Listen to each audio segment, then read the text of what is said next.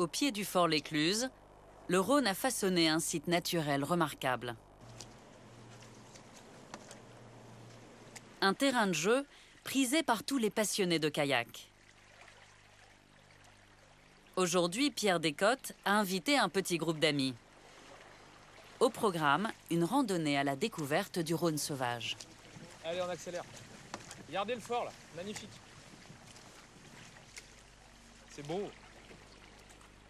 C'est chouette, on a vraiment le bol parce que c'est en train de se lever juste au moment où on passe dessus. Ouais. Sinon, on n'aurait même pas vu.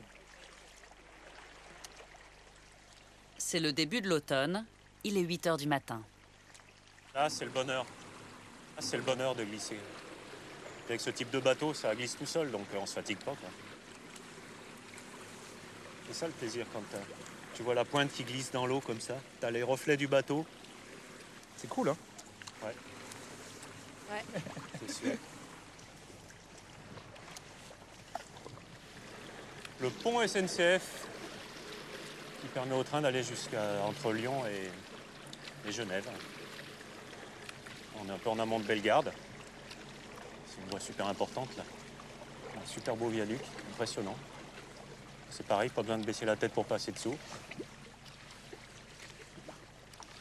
On a des milliers d'habitants derrière nous à quelques kilomètres avec Genève. La Suisse est juste derrière là. Et tu penses pas qu'on peut avoir une végétation pareille, un calme pareil, une nature aussi intacte, quoi. Pas de route, pas de bruit de voiture. Into the wild. Seul au monde.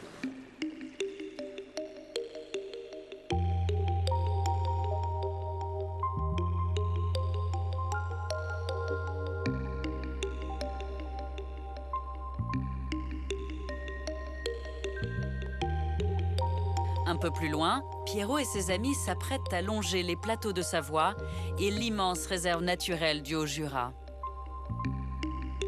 Ces falaises de calcaire, qui dominent le fleuve, sont inaccessibles depuis la route.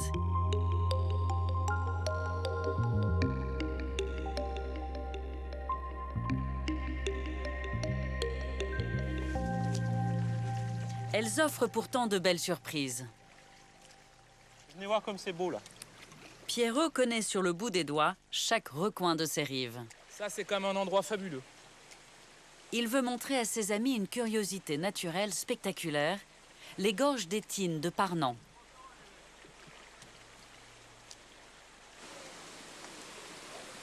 C'est beau, hein? Sympa là, hein? On dirait les Calanques. Et c'est chez nous. Oh là là. Ici, la falaise a été entaillée sur quelques centaines de mètres par un petit affluent du Rhône.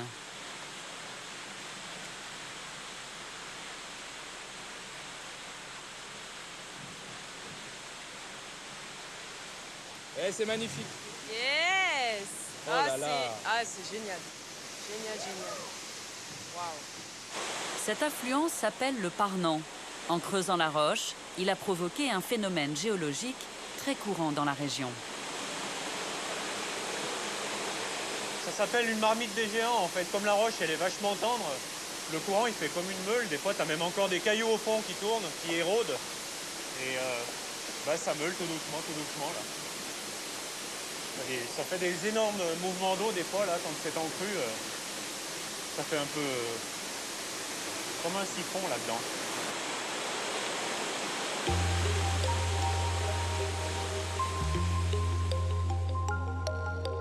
Juste à côté des gorges du Parnan, Pierrot les emmène maintenant sur un site naturel qui a fait la richesse de la région.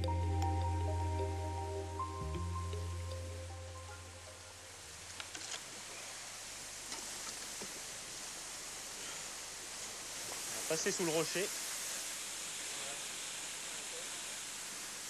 Baisse la tête. Faites gaffe, c'est très glissant. C'est un endroit secret et surtout difficilement accessible. Sur les berges du Rhône, nos kayakistes vont découvrir une activité historique liée au fleuve. Et voilà l'entrée de la première carrière gigantesque, hein, là. Vous allez pouvoir préparer vos frontales. Une activité presque oubliée aujourd'hui. Regarde, là, il y a du verre. Il fait doux, là. Ouais. Ah, là, impressionnant. Voici Sainte-Foy, l'une des plus anciennes carrières du Rhône. Une immense cathédrale de calcaire qui s'étend sur plus d'1 hectare. Les lumières et tout, c'est contre-jour, c'est magnifique. C'est génial. On a ça à 10 minutes de la maison et c'est la première fois que je viens. Et c'est... On croirait pas qu'il y ait tout ça autour et c'est vraiment une belle et grande découverte. C'est vraiment génial. La visite se poursuit à l'intérieur de ces carrières souterraines, vers le lit du Rhône. Faites gaffe, c'est un peu en équilibre. Baissez la tête. C'est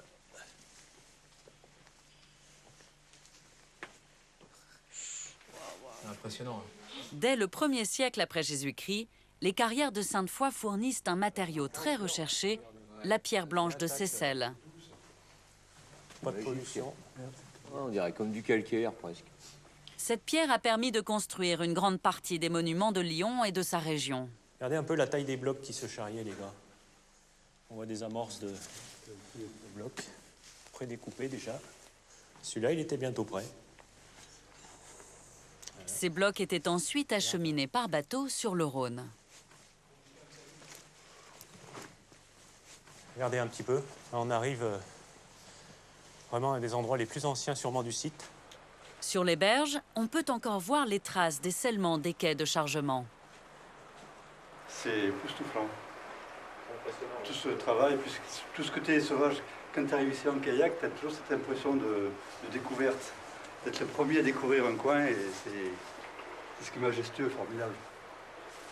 Les carrières de Sainte-Foy ont été abandonnées au XIXe siècle. Mais certains ont eu l'idée de leur donner une nouvelle vie.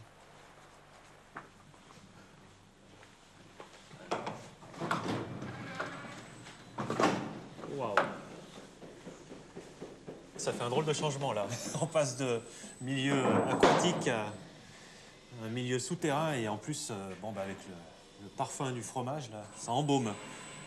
Combien il y a de meules, Philippe? Là, vous en avez 2500. 2500 là devant nous. Dans les années 50, une famille a converti ces carrières de Haute-Savoie en cave d'affinage pour le comté. Moi, c'est la 3e génération, donc c'est mon grand-père qui s'est installé ici, parce qu'on a la température et l'hygrométrie constantes. Donc c'est parfait pour l'affinage lent du comté. Combien de kilos? 35 à 40. 35 kilos. Ça fait son poids. La médaille d'or. Dans ces caves, le comté mûrit pendant 8 mois minimum. Les plus vieux, ça doit bien être ceux-là, hein, par là. C'en est, ouais. Ouais. Là, on voit qu'il y a de la... Ou plus loin, ouais, après les croûtes, Il y a de la cuisson, elles foncent là. avec. Ouais. Pour certains clients, on arrive jusqu'à 30-36 mois. Waouh. Mais c'est vraiment des demandes particulières pour des comtés haut de gamme. Le comté est un fromage d'appellation contrôlée. Il ne peut être produit n'importe où en France. Pour vieillir dans ces caves exceptionnelles, il a fallu obtenir une dérogation. On est le seul affineur qui n'est pas dans le Doubs, le Jura et l'Ain. On est un petit peu à part. On est rentré dans l'appellation en 1999. On a fait une enclave uniquement pour les caves. Le travail du pivet. Pour nos kayakistes, ces caves sont une pause gourmande inespérée. On a bien fait de s'arrêter, les enfants. Là, ça redonne des forces pour repartir. Ouais. On va prendre 10 meubles, s'il te plaît. Ça se verra pas dans le kayak. Non, ça se verra pas. 24 mois. Là, c'est de l'agréable. Là, c'est de l'agréable.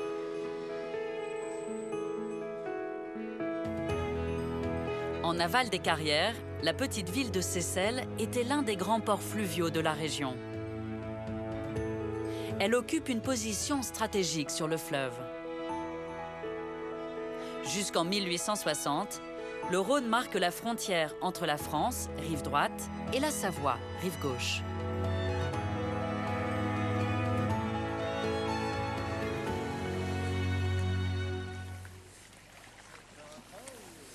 Et tu vois, ce très vieux pont, là, on va passer dessous, qui a toujours été un peu un passage névralgique, ce pont, là.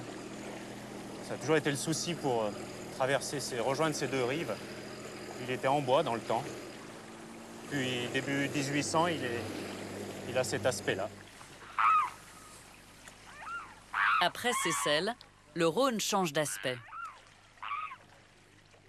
Pierrot et ses amis naviguent désormais vers les îles de la Malourdie, une zone Natura 2000 constituée de marais et de plaines inondables.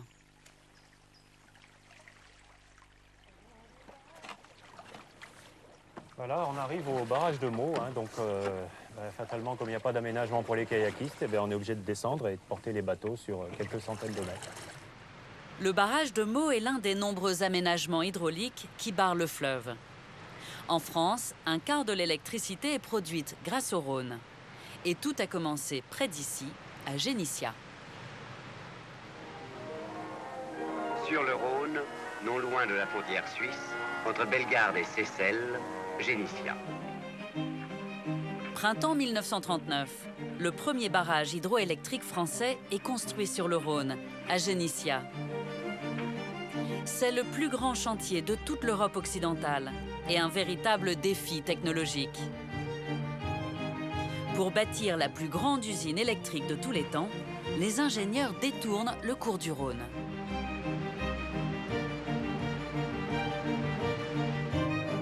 Le barrage nécessite 700 000 tonnes de béton qui doivent permettre de résister à la force du fleuve.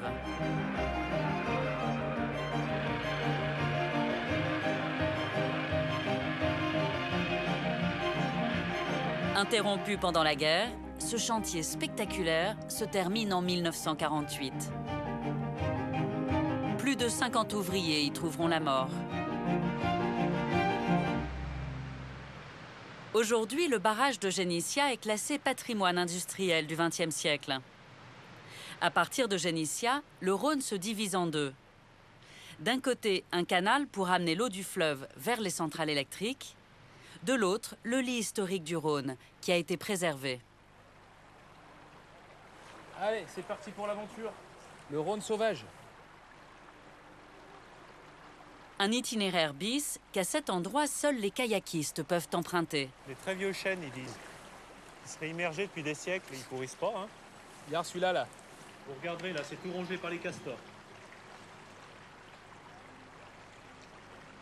En fait, toute cette végétation, parfois, elle est toute recouverte d'eau. Hein. Les crues envahissent toutes ces îles. Parfois, elles disparaissent quelques heures, quelques jours. Donc, on est loin de s'imaginer aujourd'hui qu'il peut y avoir 3-4 mètres d'eau en dessus de nous, parfois. Hein. Au fil des siècles, les crues du Rhône ont façonné son paysage. À côté du lit historique du fleuve, elles ont creusé des bras secondaires, qu'on appelle des launes. Indispensables à l'équilibre écologique du fleuve, ces launes se vident et se remplissent au gré des crues. Ainsi, elles absorbent le trop-plein du Rhône et limitent naturellement les inondations.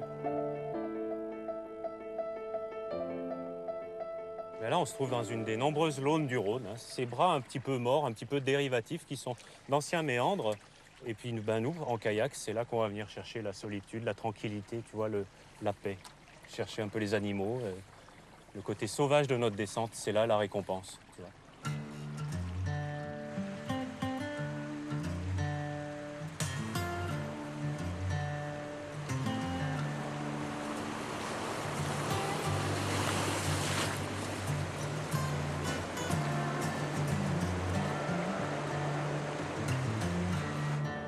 Pourtant, ces launes, qui étaient en voie d'assèchement, ont bien failli disparaître. Il y a 10 ans, elles ont été réaménagées grâce à un programme scientifique.